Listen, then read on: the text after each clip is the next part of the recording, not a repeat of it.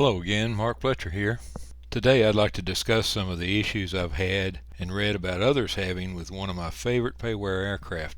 I really love the TorqueSim SR22, now at version 1.2, which is really great, especially the naturally aspirated version. I have had some issues that I see a lot of other people posting about in the forums. I discovered that most of these issues relate to the sensitivity of the controls, and this video is about how I address those issues.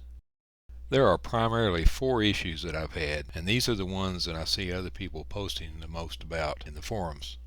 The first issue is taxi steering.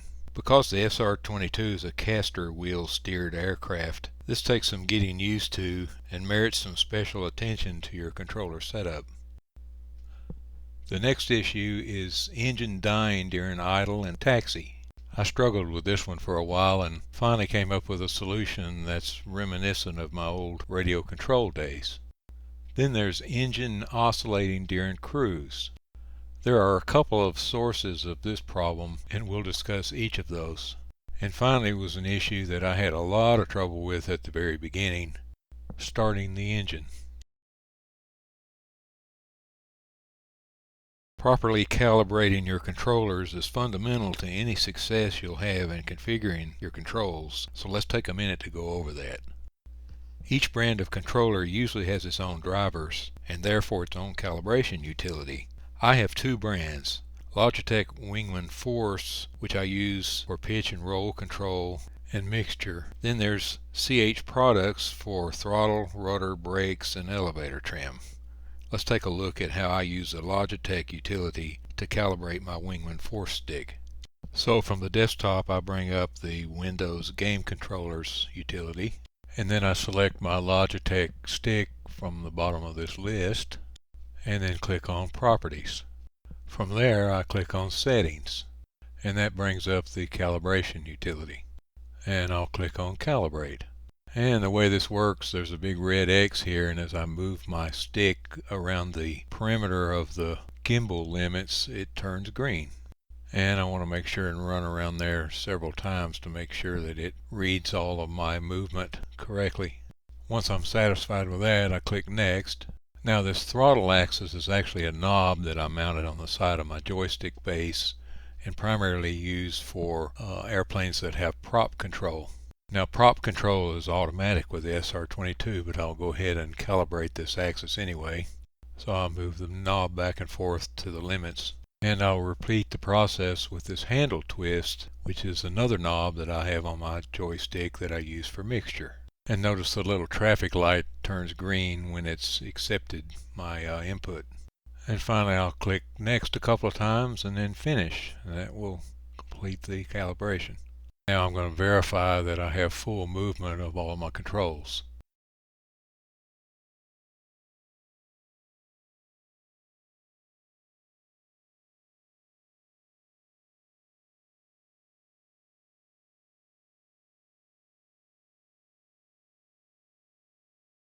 And of course my CH gear has their own drivers, so I will do the similar process with those to calibrate them.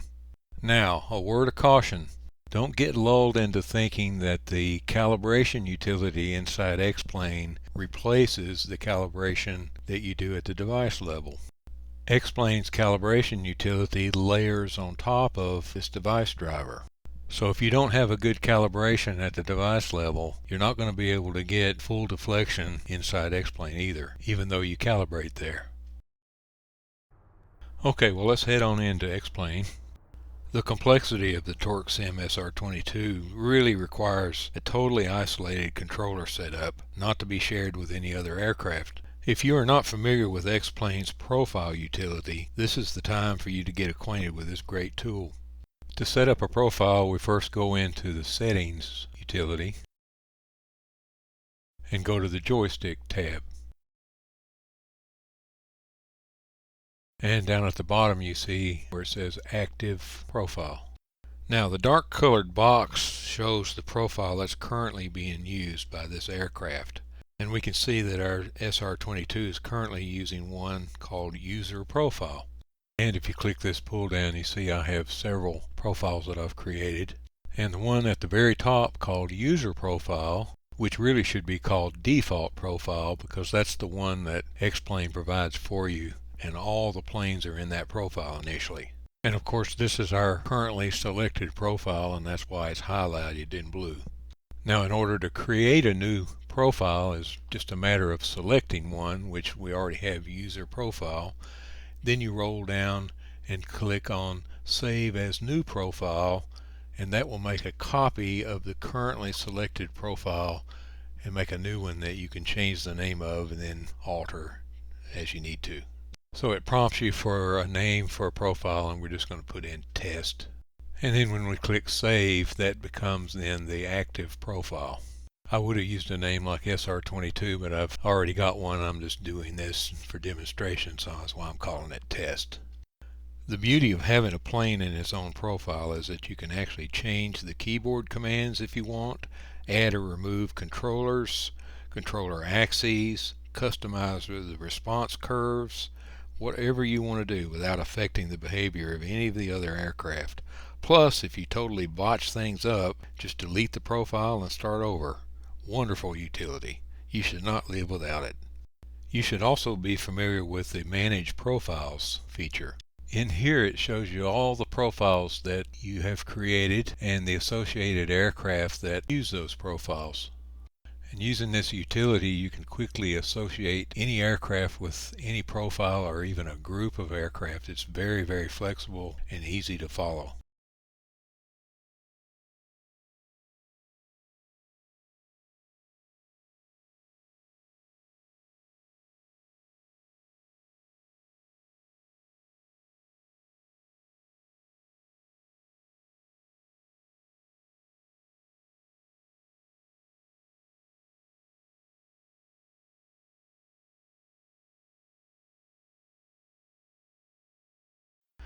Now that we have a profile specific to the SR22, we're ready to calibrate our controllers inside X-Plane, which incidentally doesn't affect the calibration in any of the other profiles.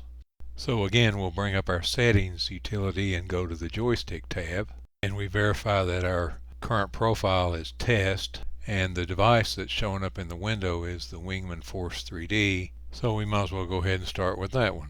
Clicking on Calibrate, we just move our axes controls until the Accept Axis button disappears, and I'm doing pitch, roll,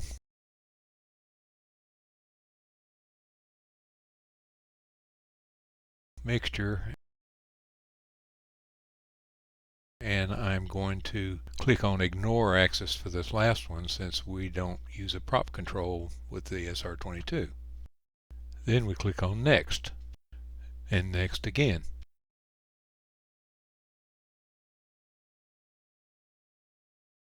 Now that the calibration is complete, we click on Finish. Now we can verify the movement of each one of our controls and verify that we have full deflection of each one of our axes. And we would continue this process through all of our controllers, but I'm not going to bore you with that, and we'll just click Done here. Having calibrated all our controllers in the profile now, we need to assign all the axes that we're going to be using for this aircraft model. So once again, we bring up Settings, verify that our active profile is Test, click the device pull down, choose the device we want to set up. In this case, we'll start with the Wingman Force, and we find that pitch and roll for this device has already been set up, which is pretty typical. And we'll just verify that we're getting full deflection on the movement. Next, I want to set up my mixture control, so I twist the knob a little bit, and I see that stick twist is responding. So I'll click the pull down and locate mixture. And we see that mixture has been assigned to the stick twist, which is my mixture knob. And this last axis throttle is my prop control that I use in other planes. I'll just leave it set to none. Now we'll proceed to the CH Pro throttle, and I'll move my throttle control, and we see it's that last axis, so I'll assign that to throttle.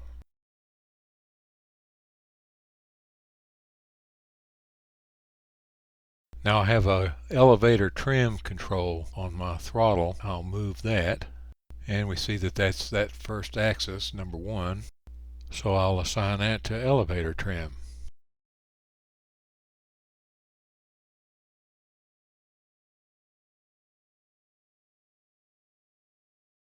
Verifying that everything is moving properly, I can now move on to the CH fighter stick.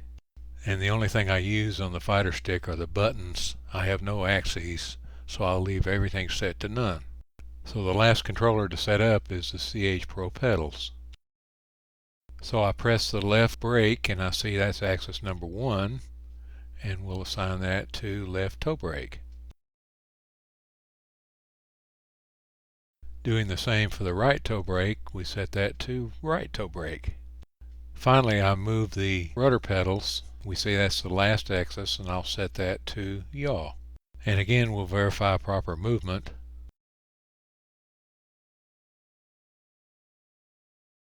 And since that was our last controller to set up, we'll click Done. Now that we're back in the cockpit, we want to make sure that all the controls move properly and are in the right direction. So we see our roll and pitch responding correctly. Our throttle is responding properly. Now I'm trying to move my elevator trim and nothing's happening, and I'm realizing it's an electronic device, so the power is off on the plane, so it's not going to move. We'll have to power the plane up to test that. Okay, our mixture control is working properly.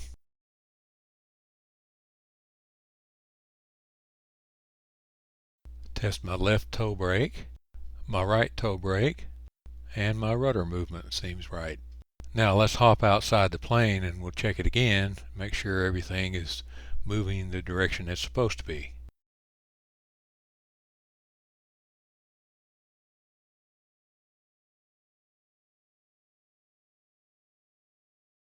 Okay, I'm satisfied with that. So that completes now the assignment of all of our axes, and we verified proper movement. Now that we have a working profile, we're ready to address these 4 issues that I was talking about before I got sidetracked talking about profiles and calibration. Since the core of these issues is sensitivity, we need to focus our attention on another great tool provided in X-Plane, that is response curves. What we'll discover is that carefully configuring the response curves will address each of these issues very nicely. Let's take a look at issue number 1. The SR22 uses a caster wheel steering system. It's very simple. The nose gear is simply mounted on a swivel, and the aircraft relies on tapping the left and right brakes to steer the plane. It's just like if you ever try to ride a shopping cart down a hill, and the way you'd have to steer the shopping cart is you'd put your foot on the left wheel to make the cart turn to the left, and you'd have to put your right foot on the right wheel to make it steer to the right. And to stop the cart, you'd have to put your feet on both of the wheels and press down. This works exactly the same way, except that you don't burn your feet up. Now, as you can see, the rudder has almost no effect because it's not connected to the front wheel in any way. Since the brakes are the primary steering controls, it's imperative to adjust the sensitivity of the brakes. Otherwise, things get quite unwieldy, as you see here. I'm having a very hard time because the brakes are just so sensitive. Now, admittedly, a lot of this is just practice, but if you got real sensitive brakes, it just makes it that much harder. And response curves gives us a way of dealing with this problem. Notice how I start to veer off to the right, and I hit my brakes a little bit and it shoots back off to the left. So, to tone down the brakes, we bring up the settings window again,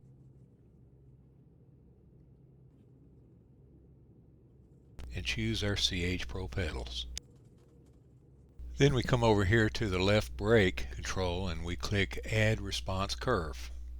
We're now presented with this graph. The horizontal axis goes from 0 to 1, and that is the percentage of actual physical movement of your control.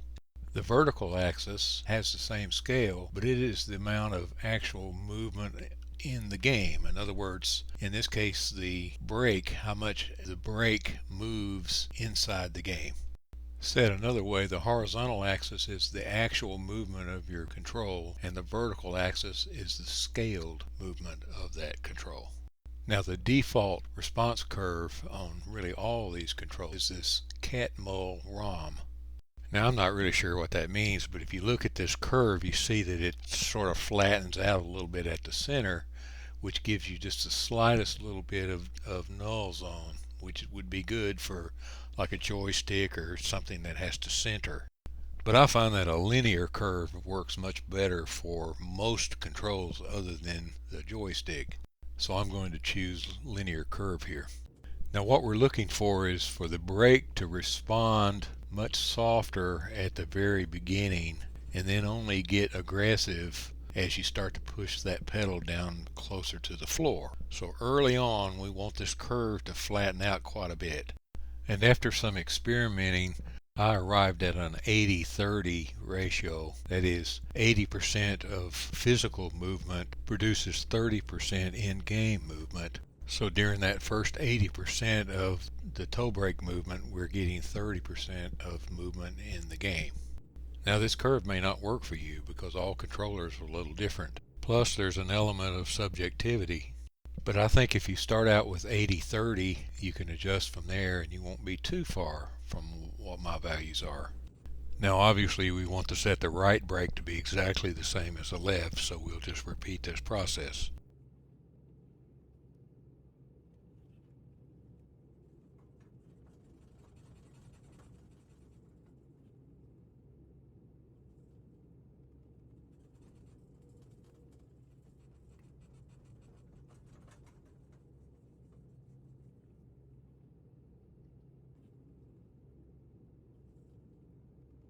Now we'll click Done and try them out.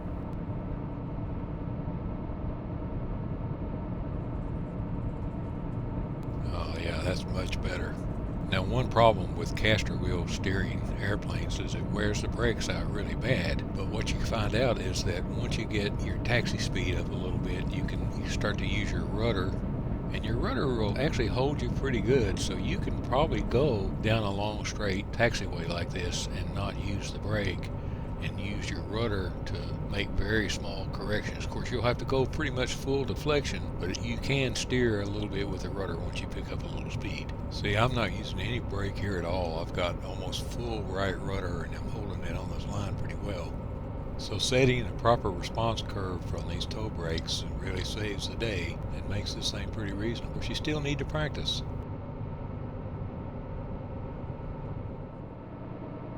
Now let's look at our second issue, and that is the engine dying during idle and taxi. The SR22 requires the engine RPM to maintain at least 1000 RPM to continue running. I found this to be a real problem as I would pull back on the throttle when coming to a stop or during a landing, making the engine want to stop. I laid in bed at night thinking about this. What I needed was a stop that I could mount on my throttle that would keep it from moving below the 1000 RPM point, yet allow me to pull it on back all the way to zero when I was ready to shut the engine down. I kept thinking about building some sort of physical stop that would mount on my throttle so that I could accomplish this, but everything that I came up with was just too complicated. Then I remembered how we used to deal with this exact issue back when I flew gas-powered radio control airplanes. The throttle on those engines allowed you to pull all the way back to shut the engine down. The transmitter had a trim control on the throttle axis such that you could move the throttle forward so that it would hold the throttle forward a bit and establish an idle. I finally realized that I could simulate this behavior in a response curve. Okay, so here we are sitting back at our parking spot, and let me pop the MFD out here a little bit so you can see the gauges better. See, this is one aggravating thing about this plane is these pop-outs never come up where you want them. Now I'm going to try to establish 1000 RPMs, but as you can see, I'm kind of bouncing all over the place and it's just too sensitive. And if I move the throttle too quick back, it goes all the way back to zero, and then I start all over again trying to hunt for the 1000 RPMs. So what I need is really like a dead zone that is right at the 1000 RPM point and it's got a large enough window that when I move my throttle it hits in that zone and doesn't go below or above that point. But below that dead zone ramp off to zero and allow me to shut my engine down. So I'm starting to get a mental picture of what my response curve needs to look like. So let's take a look at that. So I want to bring up the throttle setting screen and add a response curve for the throttle axis. And like before, I want to set the type to linear.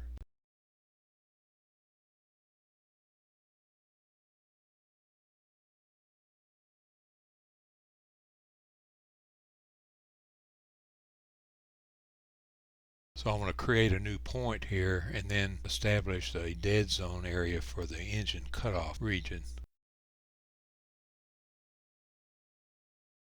After some experimenting, I discovered the width of the engine cutoff region should be 1% of the actual throttle travel. So when I pull the throttle all the way back, the engine RPM goes to 0. So far so good.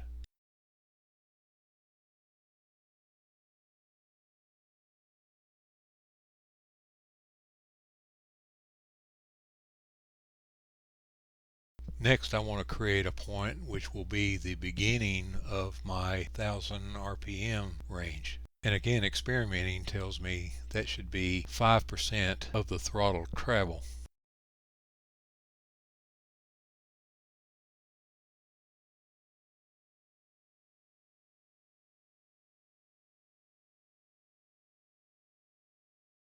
I tried several values and determined that 6% of scale deflection equated to about 1000 RPMs.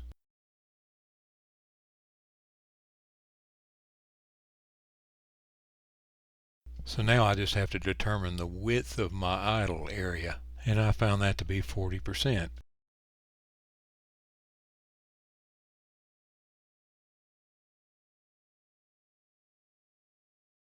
And since I want this idle area to be a consistent 1000 RPM, I'll set my scaled amplitude to 6% as well. So now my curve will have an engine cutoff area up until the first 1% of movement. Then it'll ramp up to 1000 RPMs at the 5% point and stay there till 40%. And that's all the points I'm going to need because I want it to be linear beyond that point all the way up to 100%. So I'll save my curve and we'll see how it looks.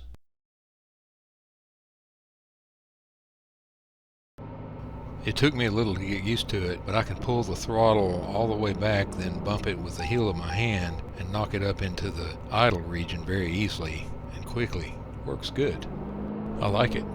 And it's a tad low. The 6% maybe ought to be 7 or 8%, but 990 RPM, that's not bad. Sure beats the heck out of trying to do some kind of a physical stop. This next issue deals with the engine oscillating during cruise. As I lean the mixture back, I get to a point where the engine begins to oscillate. There are two probable causes for this behavior. Tech support tells us that one of the problems could be a saturated CPU. So while these oscillations are taking place, we want to bring up the task manager and look at the CPU usage.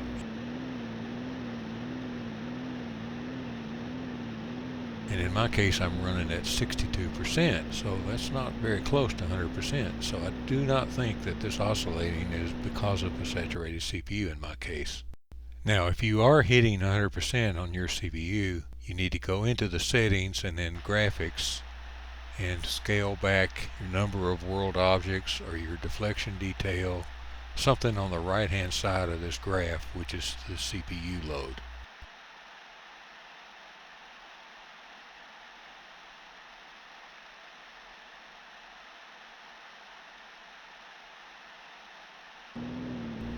The other probable cause of the oscillating I have found is an oversensitive mixture control. Once again, we call on our old friend the response curve to bail us out. So my mixture control is on my Wingman force, so I want to bring that up in the settings, and I want to edit the response curve for the mixture axis. So I start by setting the curve to linear, and what I'm wanting to do is tone down the mixture sensitivity in that center region. And after doing some experimenting, I'm thinking that I'm wanting to flatten this out at somewhere around the 18% point on the actual movement scale. And I'm wanting to scale it at about 7% at that point.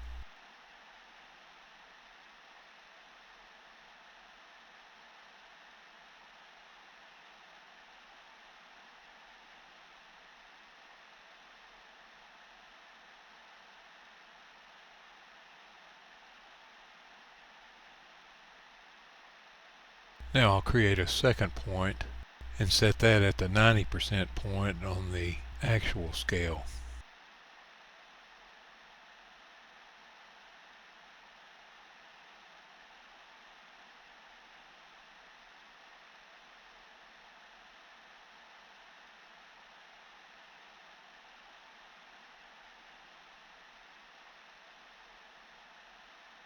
And then I'll scale that point at 67%.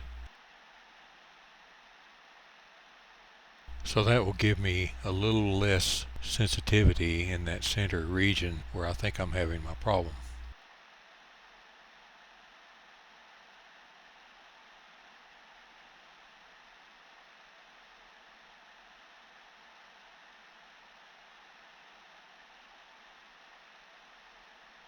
So now let's see what happens.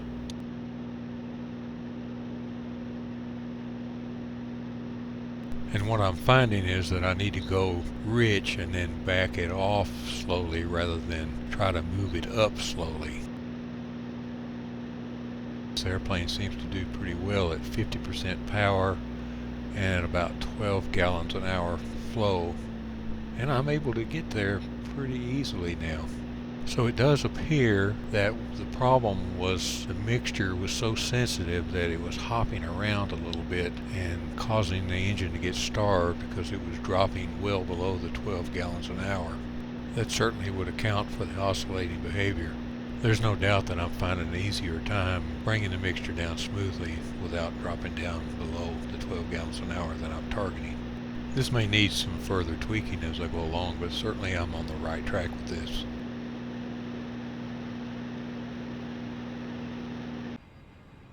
So now to the fourth and final issue, and that is difficulty in starting the engine.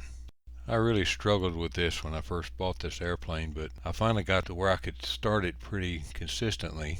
But then I found if I didn't fly for a while and I came back to it, I'd go back to having trouble again, even though I was following the checklist to the letter. A real head scratcher. But then after I added the idle flat spot to my throttle, which simplifies me finding 1,000 RPM, I've had no trouble at all starting this plane, even after significant layoffs.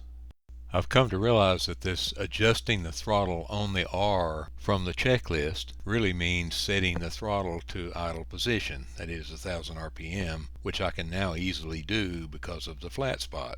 And I think what was happening before is I would put the throttle on the R, but I might be running even 500 RPM or 700 or 1300 because I just couldn't tell because the throttle was so sensitive in that area. So the bottom line is by fixing issue number 3, I also fixed issue number 4. So let's put this to the test. I have here a fresh start of X-plane, so I know that we're dealing with a cold start. And I have the checklist up here, and we're going to follow it step by step. Parking brake is set.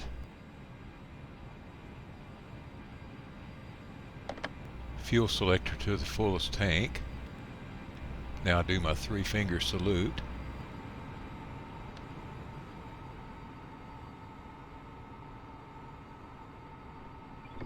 Mixture to rich. Now I do my little trick with the throttle, pull it all the way back, bump it up with the heel of my hand. Should be right in that flat spot of 1,000 RPM.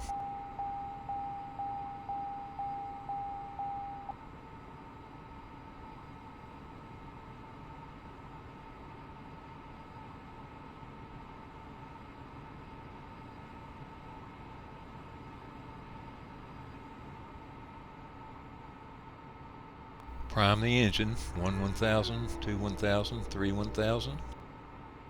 Go to boost. Now let's find the key, put it in the ignition. Give her a crank.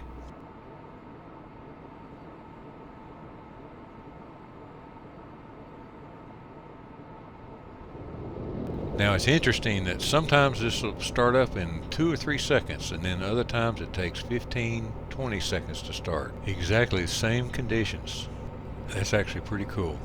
So you just have to trust that you're doing everything right and just hold that key and it'll start.